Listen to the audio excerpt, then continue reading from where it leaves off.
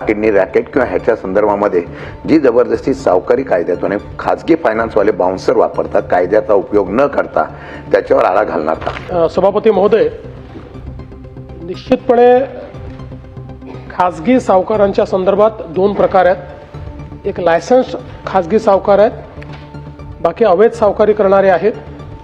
दोन्हीच्या संदर्भात या अवैध सावकाराचे तर सगळे जे काही त्यांनी दिलेले कर्ज आहेत ते अवैधच आहेत. त्यामुळे त्या संदर्भात आमची अपील असेल की जर अशा प्रकारे कोणाला प्रताडित केलं जात असेल तर त्यांनी तक्रार करावी. आम्ही तक्रार घेऊ आणि त्या सावकारावर कारवाई करू.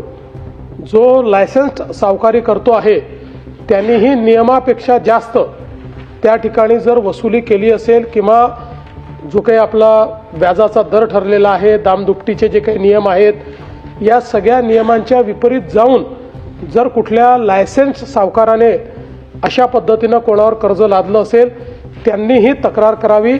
आम्ही कारवाई करून नियमानुसार त्या ठिकाणी त्यांना पूर्ण रिलीफ देऊ आणि अशा प्रकारे चुकीचं जर काम कोणी करत असेल तर त्यांचा सावकारीचा लायसन्स देखील रद्द होईल आणि फौजदारी कारवाई देखील त्या ठिकाणी करण्यात येईल, हा विश्वास मी देतो. आणि या संदर्भात या सभागृहात सांगितल्यानंतर सर्वांना समजतं.